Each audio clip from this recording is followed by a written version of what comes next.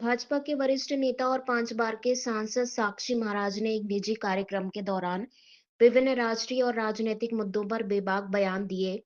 उन्होंने कहा कि प्रधानमंत्री नरेंद्र मोदी का भारत है, जो दबने वाला नहीं है बल्कि आंख दिखाने वाला भारत है। साक्षी महाराज ने कहा कि जम्मू कश्मीर से धारा 370 और 35 से हटने को लेकर पहले खून खराबे की आशंका जताई गई थी, लेकिन आज कश्मीर में शांति है और तिरंगा लहरा रहा है। उन्होंने कहा कि मोदी के नेतृत्व में अयोध्या में राम मंदिर का निर्माण हुआ और देश विकास के पथ पर आगे बढ़ रहा है। उन्होंने कांग्रेस पर देश के बंटवारे को लेकर गंभीर आरोप लगाए और कहा कि धर्म के आधार पर हुए विभाजन का खामियाजा देश आज भी भुगत रहा है। उन्होंने बांग्लादेश में हिंदुओं पर हो रहे अत्याचार का मुद्दा उठाते हुए कहा कि जहां भी हिंदू प्रताड़ित होंगे, भारत उन्हें शरण देगा। घुसपैठ के मुद्दे पर साक्षी महाराज ने कहा कि एनआरसी के तहत अवैध घुसपैठियों को देश से बाहर किया जाएगा, जबकि प्रताड़ित हिंदुओं का भारत में स्वागत किया जाएगा और उन्हें बसाने में मदद की जाएगी। जी गुरु जी, विदिशा की पावन धरती पर आपका स्वागत है। आज के देश को लेकर आप विदिशा की परम पावन धरती पर यूं तो मध्य प्रदेश हिंदुस्तान का दिल है। विदिशा की परम धरती पर हमारे उमाशंकर दुबे जी, श्री बांके बिहारी एसोसिएट के अध्यक्ष, इनका 54वां जन्म दिवस है। मैं एक बार एक कार्यक्रम में आया था, राजस्थान भोपाल उतर के गया था। इनको वचन दिया था कि मैं आऊंगा। हमारे गिरिराज जी ने पकड़ लिया। गिरिराज शिखरवार मेरे शिष्य हैं। इनको जन्मदिन की बधाई देने के लिए आज यहाँ आना हुआ। आप सबके सामने अच्छी तरह से बधाई दी गई, आशीर्वाद दिया गया।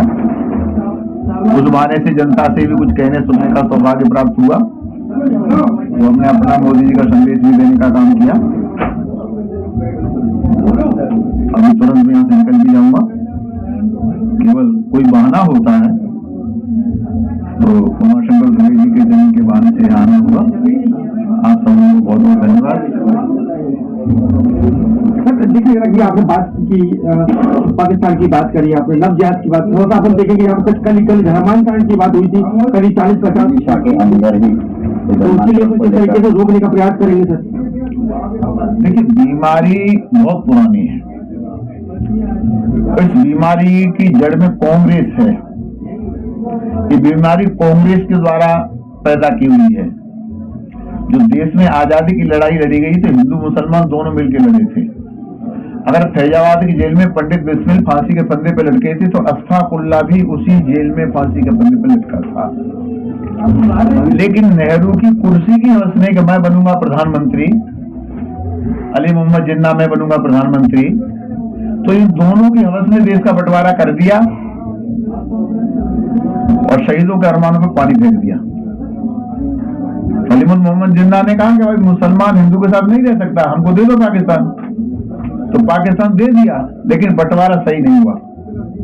जो मुसलमान के लिए पाकिस्तान दे दिया तो हिंदुस्तान हिंदू के लिए रह गया, उसने हिंदू राष्ट्र घोषित कर देना चाहिए। तो आप बाद में बाबा, दूसरे बाबा, तीसरे बाबा, लोग काहे को हिंदू राष्ट्र की मांग करें? वो तो मांग जिस दिन देश का बंटवारा मजहब के आधार पर हुआ, जात के आधार पर हुआ, उस दिन हिंदू राष्ट्र घोषित होना चाहिए था। लेकिन हमें तो निकाल दिया पाकिस्तान से। ट्रेनें कट कट के आ रही थी और यहाँ खिचड़ी रहनी थी। तब से लेकर आज तक ये समस्या नेताओं के द्वारा पैदा की हुई है। ये बाद में इंदिरा गांधी रही, ये राजीव रहे, ये राहुल है, ये हमारे मुलायम सिंह रहे। इस बीमारी को खत्म करने के लिए क्या आपने इस बीमारी को खत्म करने के लिए देश की जनता ने ठान लिया है, मोदी जी हैं, बीमारी खत्म होगी। इसलिए मोदी जी को 2047 तक अखंड राज, अखंड शासन बोले करो, हम आपके साथ हैं।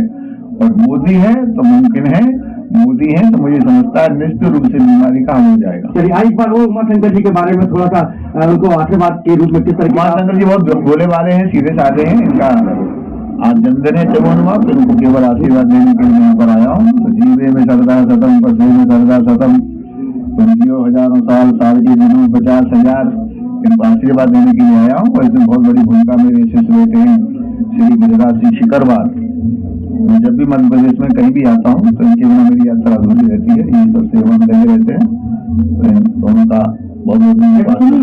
राजनीतिक प्रवेश करके कोई बड़ा उच्च पद प्राप्त करने की चक्कर में, तो जिसके नसीब में क्या है मैं नहीं जानता, लेकिन अभी तो केवल आशीर्वाद देने के लिए